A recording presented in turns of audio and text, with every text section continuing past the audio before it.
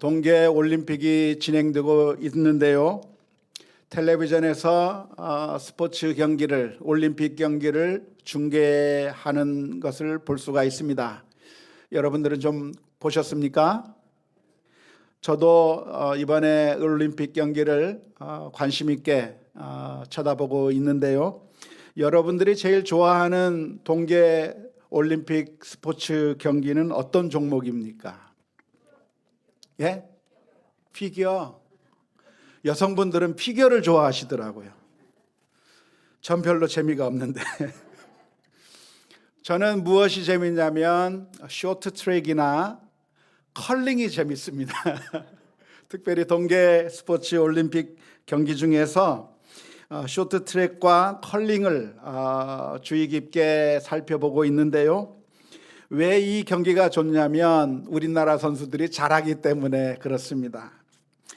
정말 뛰어난 기량으로 세계 모든 선수들을 제치고 승리하는 그 모습을 볼 때 마치 제가 이긴 것처럼 그렇게 기쁘고 너무나도 행복한 느낌을 받을 때가 있습니다. 지난주에 황대헌 선수가 1500m 쇼트트랙에서 금메달을 땄습니다. 잘 아시는 것처럼 판정 시비 때문에 정말 마음고생을 했던 선수였는데 월등한 실력으로 아무리 편파적인 심판이라고 할지라도 전혀 어떤 시비를 걸 수 없게끔 완벽하게 추월해서 그래서 결국 금메달을 따내는 그런 모습을 보면서 어쩌면 대한민국의 모든 국민들이 감동을 많이 받았을 거라고 생각을 합니다. 참 열심히 수고한 사람에게 그리고 그런 결과를 이루어낸 사람에게 금메달을 수여하는 것은 정말 자랑스러운 일이 아닐까 싶습니다. 저는 그 경기를 보면서 어쩌면 우리들의 영적인 면에 있어서도 올림픽 경기와 같지 않을까 생각해 보았습니다. 우리가 천국에 들어가는 것, 우리가 구원을 받는 것, 이것을 가리켜서 이것을 스포츠 경기에 비유할 수 있다고 한다면 영혼의 올림픽이라고 말할 수 있지 않을까. 영혼의 올림픽에서, 천국의 올림픽에서 영적인 금메달을 따는 일을 한번 생각해 보고 싶었습니다.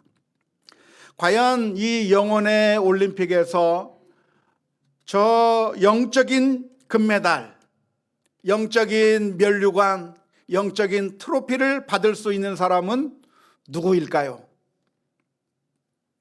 우리는 올림픽 경기를 보면서 올림픽 경기에서 금메달을 받는 선수는 그 부분에서 최고의 기량을 발휘해서 그리고 아주 최고의 실력을 나타낸 선수가 금메달을 받는 것처럼 영적인 면에 있어서도 최고의 무슨 업적을 이루어낸 사람, 신앙의 부분에 있어서도 영적인 부분에 있어서도 최고의 기량을 발휘할 수 있는 그런 사람이 영적인 금메달을 받는 것이 아닐까 그렇게 생각하게 됩니다.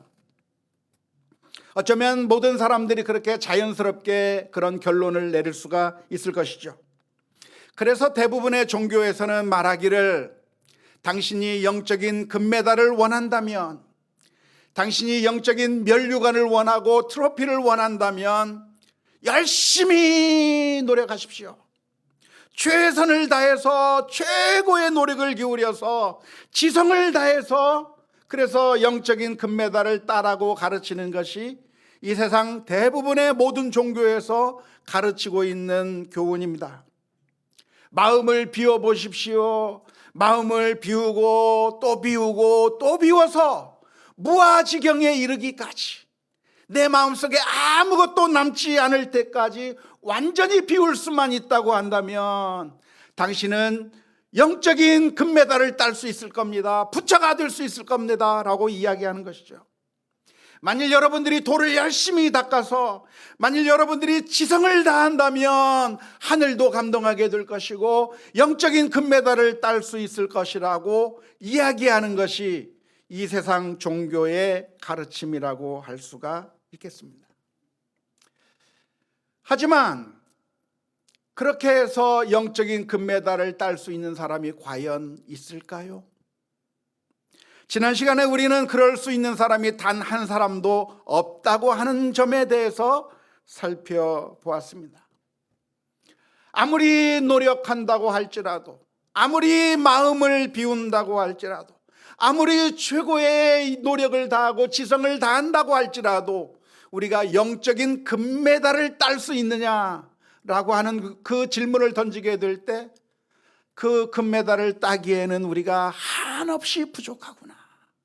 우리의 마음을 비워도 여전히 우리들 마음속에 들어있는 탐욕이 있는 것이고, 우리들의 마음 가운데는 더러움이 있는 것이고, 분노와 시기와 질투로 들끓는 우리들의 마음, 그 마음을 가지고서 어떻게 영적인 금메달을 달라고 할 수가 있겠는가? 우리는 자격이 되지 않는다고 하는 것에 대해서 우리가 지난 시간에 살펴본 적이 있습니다. 이 세상의 올림픽과 영적인 올림픽, 천국 올림픽과의 차이점이 있다고 한다면 무엇이겠습니까? 지금 베이징에서 한참 일어나고 있는 올림픽 경기와 영적인 올림픽, 천국의 올림픽과의 아주 큰 차이점이 있다고 한다면 무엇이겠습니까? 그것은 일반 올림픽은 상대 평가인 반면에 영혼의 올림픽은 절대 평가라고 하는 점이 차이점입니다. 이 세상의 올림픽에서는 상대 평가이기 때문에 금메달을 딸 수 있는 자격이 무엇이냐면 다른 사람들보다 조금만 더 잘하면 됩니다. 다른 사람들보다 0.001초만 더 빨리 뛰어도, 좀 더 빨리 달려도 상을 받을 수가 있는 것이죠. 여러분들 가운데 혹시 이런 사람의 이름을 들어보신 분이 계신지 모르겠습니다. 스티븐 존 브래드베리라고 하는 사람을 혹시 아시는 분 계십니까? 처음 들으시죠? 근데 아마 들으셨을 거예요. 들으셨지만 아마 이름은 기억하지 못할 것 같은데, 어쩌면 이 사람은 이 세상에서 가장 운빨 좋은 사람이라고 선정된 사람입니다. 이 사람은 지금으로부터 20년 전 2002년 솔트레이크 시리 올림픽 경기에 출전한 호주 선수였습니다.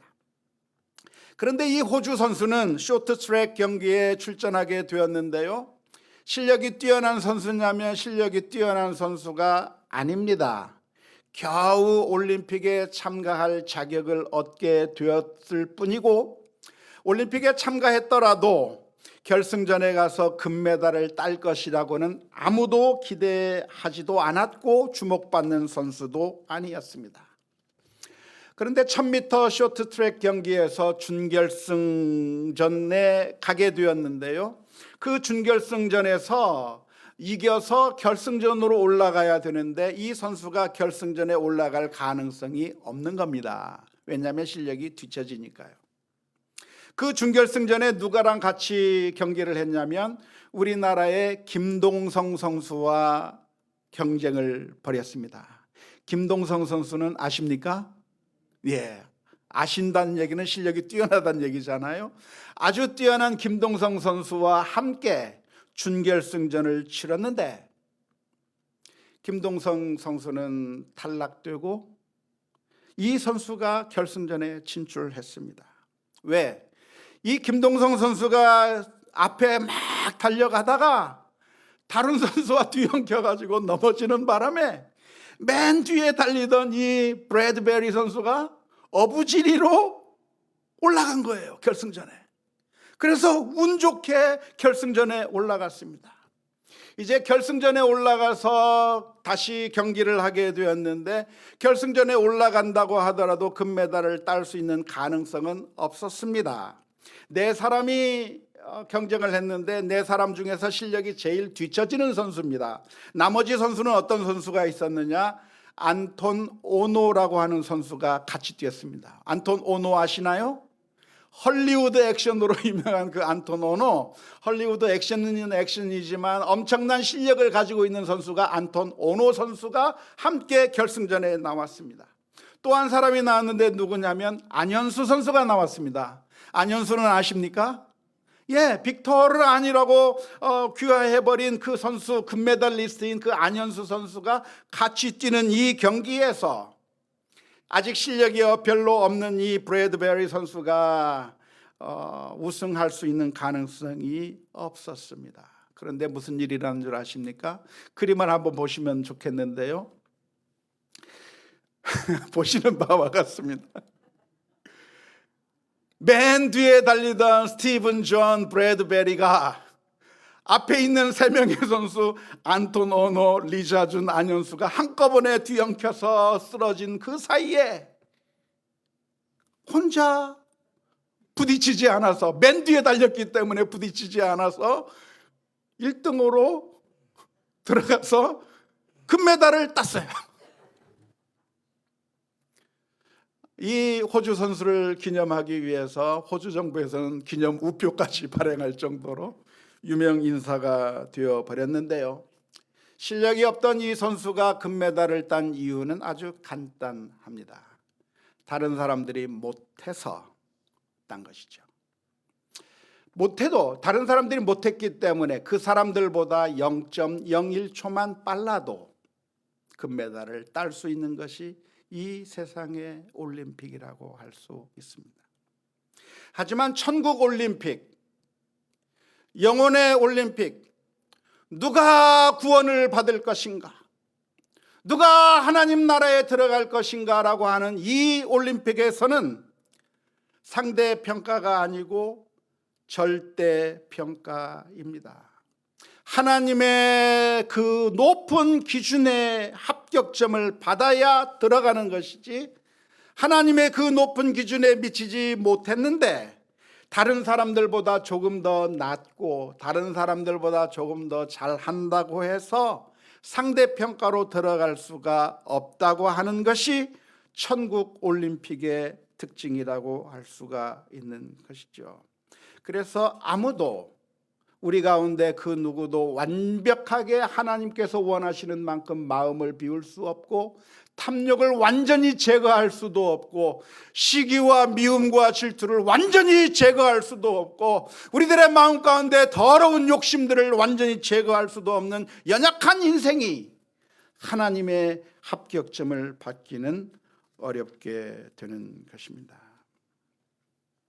일반 스포츠에서도 금메달을 따는 것은 하늘의 별 따기입니다.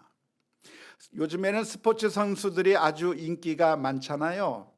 손흥민 선수가 저 영국의 프리미어 리그에 가서 아주 뛰어난 기량을 발휘하고 그리고 인정받는 모습을 보면서, 그리고 유현진 선수가 미국 메이저리그에 가서 거기서 아주 인정을 받는 뛰어난 투수로서 세계인들의 각광을 받는 그런 모습을 보면서, 그리고 또 올림픽에서 뛰어난 기량을 발휘하는 선수들을 보면서 우리 자녀들도 스포츠 선수로 키우고 싶다고 하는 그런 마음을 조금씩 가졌던 부모님들이 있었을 겁니다. 하지만 쉽게 우리 자녀들을 그쪽으로 보낼 수가 없는 이유가 무엇일까요? 그것은 그렇게 성공하는 사람은 정말 가물에 콩나듯 정말 극소수에 불과한 것이고요. 100년 만에 한 명 나오는 거예요. 수천 명이, 수만 명이, 수십만 명이, 아니 수백만 명이 노력을 해서 그 모든 사람들이 달려가는데 딱 한 명 금메달 받는 거예요. 딱 한 명 월드 클래스가 되는 거예요. 이 세상의 스포츠에서도 금메달을 따는 것은 하늘의 별 따기와 같은 것이고, 단 한 명만 금메달을 받고 나머지 모두는 다 금메달을 받을 수 없는 아주 힘들고 어려운 것이라고 한다면, 영적인 스포츠인 이 천국의 올림픽에서 영적인 금메달은 누가 딸 수 있겠는가? 우리가 노력해서 도달할 수 있는가? 불가능하다는 게 성경의 가르침이에요. 이 세상 종교는 가능해, 가능하니까 해봐라고 이야기하고 있지만 성경은 분명하게 이야기합니다. 가능하지 않다, 불가능하다라고 이야기하고 있는 게 성경의 가르침입니다. 로마서 3장 23절의 말씀, 모든 사람이 죄를 범하였음에 하나님의 영광에 이르지 못하더니, 하나님의 영광이라고 하는 기준, 정말 완벽한 기준에 도무지 이룰 수 없는 게 우리들의 모습이라 이 말입니다. 무슨 이야기입니까? 쇼트트랙 경기를 하는데 모든 선수들이 다 페널티를 받아서 단 한 선수도 금메달을 딸 수 없는 그런 상태가 되는 것과 마찬가지로 우리 모두가 다 실격 판정을 받을 수밖에 없는 그런 상황이라고 하는 것이 우리가 처한 상황이라고 성경은 가르쳐주고 있습니다. 그런데 놀라운 것은 우리가 다 자격이 없고 다 불합격인데 복음이 우리들에게 주어져 있습니다. 그 복음은 무엇입니까? 그런 불합격인 우리들에게 하나님께서 금메달을 주시겠다고 하는 거예요. 빵점짜리인 우리들에게 금메달을 걸어주시겠다고 하는 것이 하나님의 놀라운 복음이 되는 것입니다. 어떻게 우리가, 자격이 없는 우리가 하나님의 구원을 얻게 되었습니까? 어떻게 자격이 없는 우리가 하나님의 의를 힘입게 되었습니까? 어떻게 우리가 불합격인데도 불구하고 의의 면류관을 쓰게 되고 영적인 금메달을 받게 되고 영적인 트로피를 들어 올리게 되었습니까? 그것은 우리가 잘해서가 아니라 예수님이 잘했기 때문에 그렇습니다. 예수님께서 영적인 금메달을 따시고 우리들을 향해서 시상대 위로 같이 올라오라고 초대해 주고 계시기 때문에 그렇습니다. 내가 금메달을 땄는데 이 금메달은 나만을 위한 금메달이 아니라 우리 전체를 위한 금메달이니까 아무개야 올라오라, 아무개야 나랑 같이 금메달을 받자고 시상대 위로 우리를 초대해 주셨기 때문에, 우리가 같은 편이기 때문에 같이 금메달을 받자고 예수님께서 말씀해 주셔서 우리는 아무것도 한 것이 없지만 송구스럽게 슬슬 올라가서 그 시상대 위에서 같이 금메달을 받는 것과 마찬가지입니다. 정확한 비유는 아니고 완벽한 비유는 아니겠지만 이것은 마치 올림픽에 나갔던 야구 선수들이 금메달을 받게 되었는데 그 경기를 하는 내내 한 번도 출전해 보지 못한 선수가 한 명 있습니다. 후보 명단에 올라 있어서 만일의 사태를 대비해서 후보에 끼기는 했지만 실전에는 한 번도 기용되지 못한 선수가 있어요. 예선을 치르고 또 경기를 치르고 또 경기를 치르서 마지막 결승에 이르기까지, 그래서 모든 선수들이 다 열심히 뛰었는데 한 번도 경기에 뛰지 못한 선수가 있는 겁니다. 그런데 우리나라 대표팀이 금메달을 받게 되면 그 후보 선수도 금메달을 받게 됩니까? 그 후보 선수는 금메달 못 받습니까? 받는 것 같아요. 받아요. 병역 면제 같이 받습니까? 못 받습니까? 정확하지는 모르겠지만 받는 것 같아요. 받는 것 같아요. 옛날에는 뛰어야만 줘가지고 단 1초 남겨놓고도 선수 교체해서 뛰게 만드는 그런 적도 있었다고 합니다만은, 한 번도 안 뛴 내가 다른 사람들이 잘해서 함께 금메달을 받는 것이죠. 이것은 축구 경기에 비유한다고 한다면 뭐 어떻게 비유할 수가 있겠습니까? 0대0으로 끝난 축구 경기에서 이제 페널티킥을 차게 됐습니다. 5명이 서로가 공을 차고 있는데 모든 선수들이 다 실축을 하는 거예요. 다 실축을 해서 아무도 골을 넣지 못했습니다. 그런데 마지막 선수가 호날두나 손흥민이나 이런 선수가 나와서 마지막에 한 골을 찼는데 그게 들어갔어요. 누가 이겼어요? 팀이 이긴 거예요. 팀이. 손흥민만 이긴 게 아니라 그 팀에 속해 있는 모든 선수가, 실축한 모든 선수들도 함께 기뻐하면서 우리 팀이 이겼다고 하면서 함께 그 상을 받게 되는 것과 마찬가지로 예수님께서 이 세상에 오셔서 십자가 위에 못 박혀 죽으심으로 말미암아 우리들의 모든 죄를 다 씻어내시고, 그리고 하나님께 전적인 순종을 하심으로 말미암아 하나님의 구원의 은총을 얻게 되었는데, 그 예수 그리스도의 그 금메달을 우리들의 목에 걸어주시며, 이 금메달은 내가 너를 위해서 딴 것이다 말씀하시죠.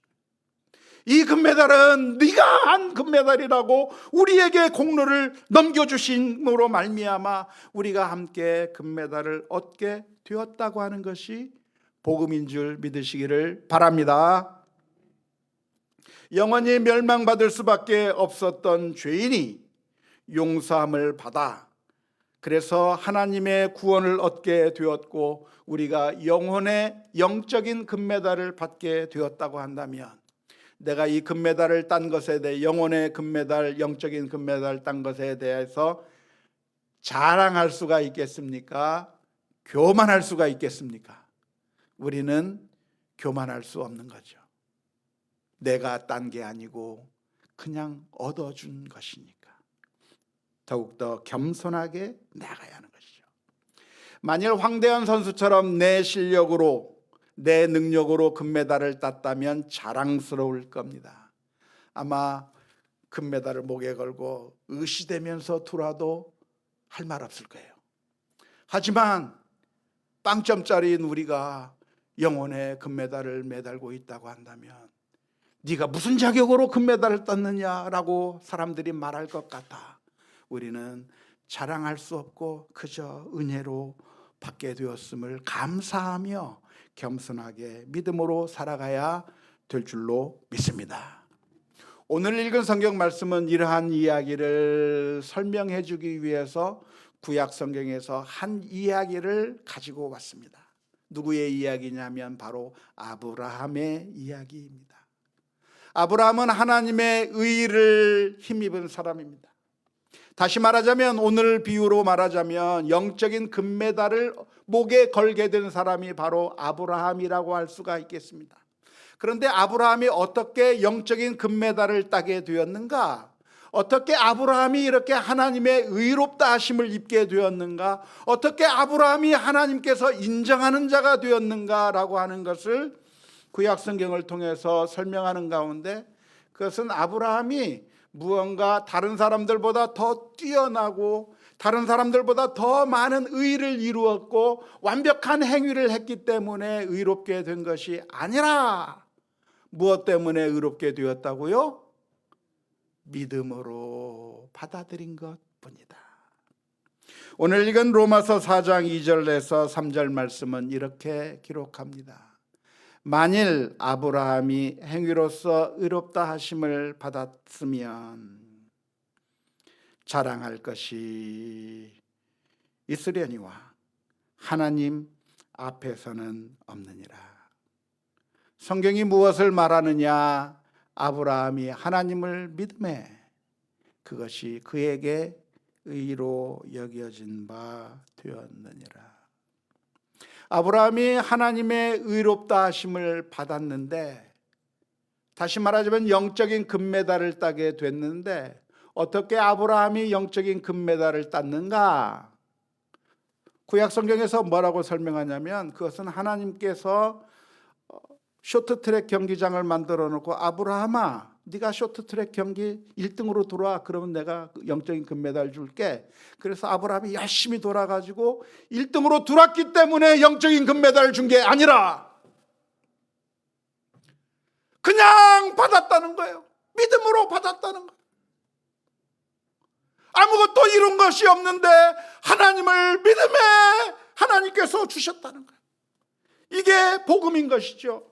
구약 성경에 이미 복음이 들어가 있는 것인데요, 아브라함은 어떤 사람이었습니까? 완벽한 사람이 아니에요. 그는 의심이 많은 사람이었고, 그는 거짓말한 사람이었고, 그는 하나님을 신뢰하지 못한 사람이었던 것이고, 여러 가지 허물들을 찾아보면 허물들이 너무나도 많은 사람이 바로 아브라함이었던 것이죠. 그런데 그 아브라함에게 하나님께서 나타나셔서, 아브라함아, 내가 너에게 의롭다고 할 테니까, 영적인 금메달을 주려고 할 테니까 나에게 번제를 몇만 마리를 바쳐라. 그러면 내가 의롭게 해줄게. 그렇게 한 게 아니라는 거예요. 열심히 네가 신앙생활을 해서 정말 선을 쌓고 엄청나게 쌓아서, 그래서 내가 원하는 만큼 쌓으면 그러면 내가 너를 의롭다고 할게, 해준 게 아니란 얘기예요. 그럼 어떻게 해줬는가? 하나님을 믿음에 하나님께서 그것을 의로 여기시고 그를 인정해 주셨다고 하는 것입니다. 아브라함이 최고의 기량을 발휘해서 영적인 금메달을 땄다고 한다면 아브라함에게 박수 쳐줄 수가 있겠고, 아브라함이 자랑스럽게 여길 수 있겠지만, 아브라함은 그것이 아니라 거저 주시는 하나님의 은혜를 그냥 받게 된 것입니다.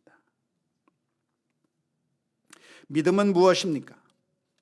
믿음은 하나님의 은혜를 받아들이는 통로입니다. 하나님께서는 우리를 사랑하시고 그리고 우리들에게 은혜를 베풀어 주시기를 원하시고 계십니다. 그리고 그 선물을, 엄청난 선물을 준비해 주시고 저 천국의 보화를, 천국의 약속들을 하시면서 주시려고 하는데, 안타깝게도 수많은 사람들이 그 하나님의 약속을 믿음으로 받아들이려고 하기보다는 불신하고 의심하면서 받아들이지 않다고 하는 것이 문제인데요.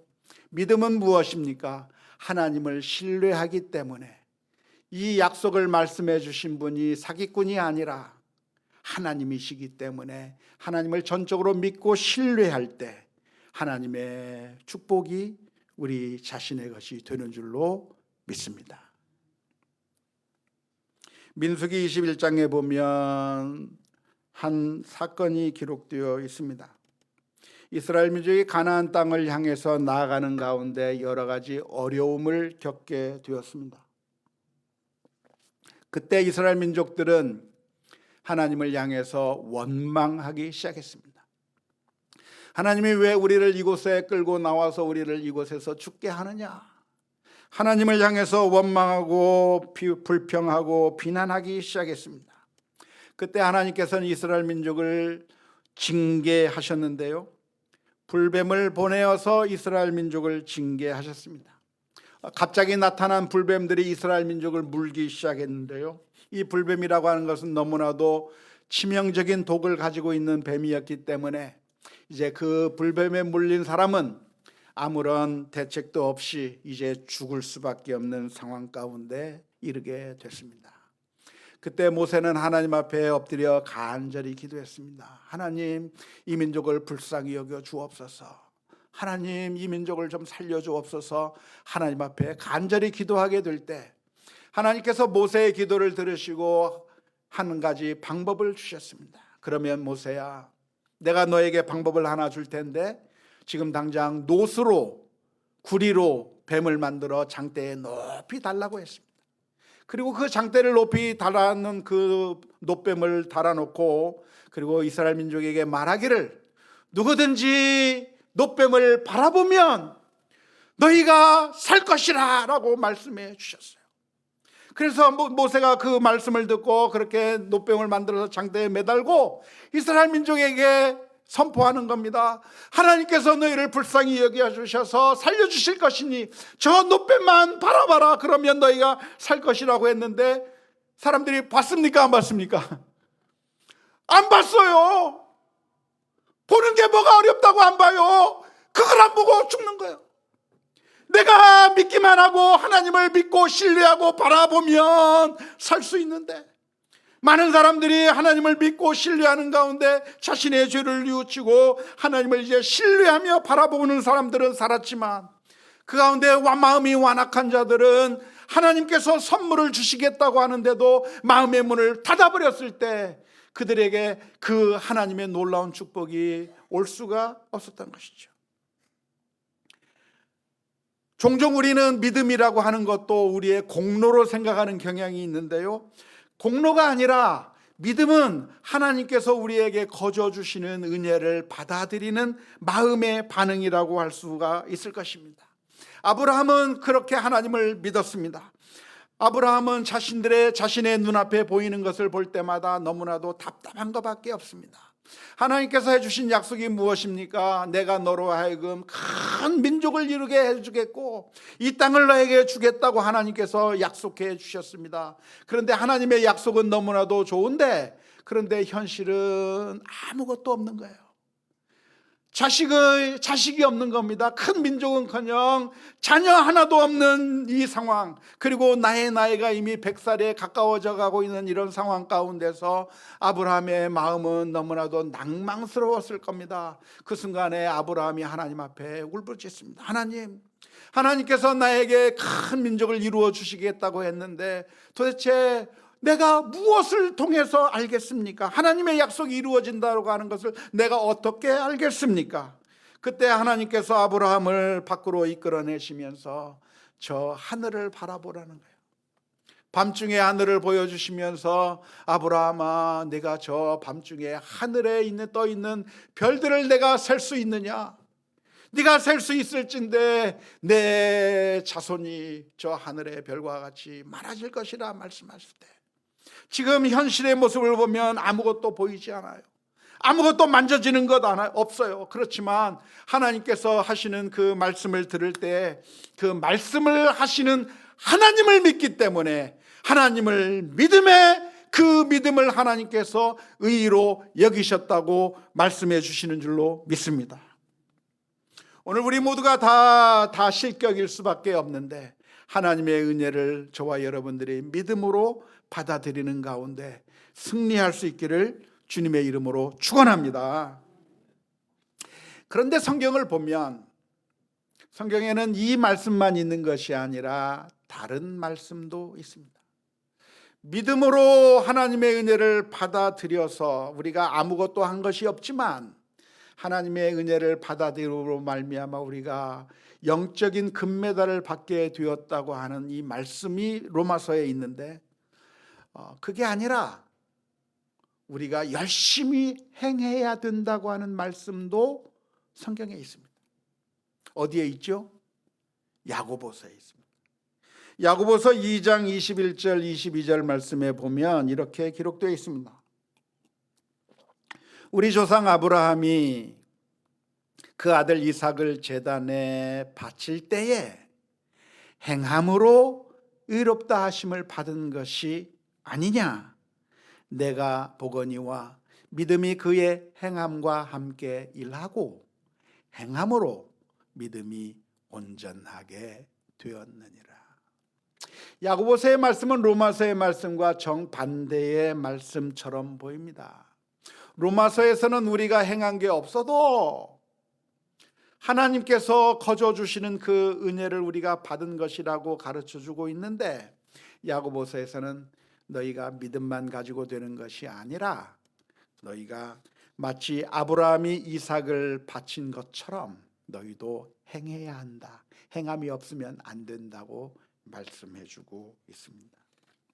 성경이 똑같은 아브라함의 이야기를 들면서 정반대의 이야기를 하고 있는 것 같이 보이기 때문에 어느 장단에 춤춰야 하는 것일까요?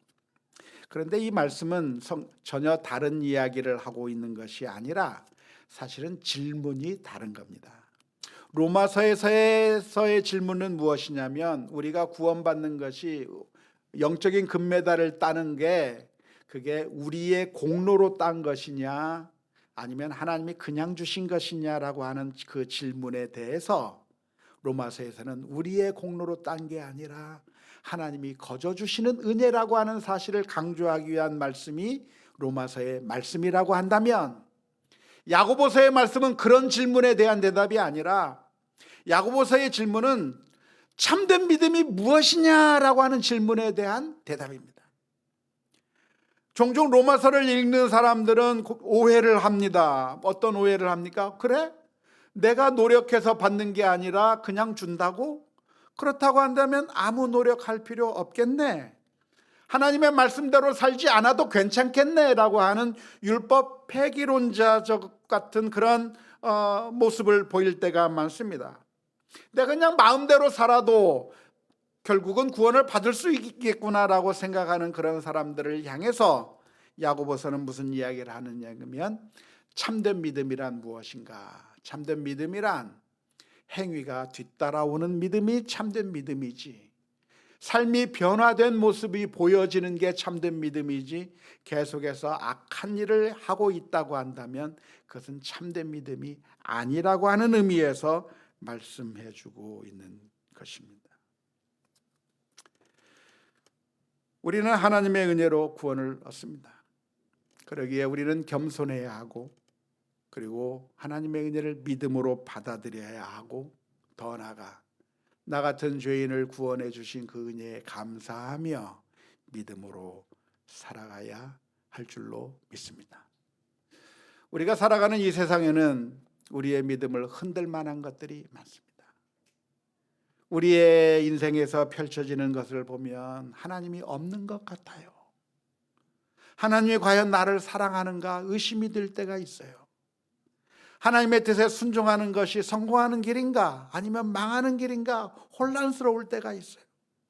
그럴 때 오늘 저와 여러분들이 하나님을 신뢰하며 말씀하시는 그 하나님, 그 하나님의 약속이 참되다고 하는 사실을 기억하면서 믿음으로 나아가는 우리 모두가 다 될 수 있기를 주님의 이름으로 축원합니다. 예수님께서 그렇게 그 길을 가셨어요. 예수님께서는 십자가의 길이 죽음의 길이지만 이 죽음의 길이 나를 완전히 파멸시키고 나를 완전히 끝내는 길이 아니라, 하나님께서 결국 나를 살리시고 부활시켜 주셔서 결국에는 승리하실 거라고 하는 그 믿음으로 어디까지 갔어요?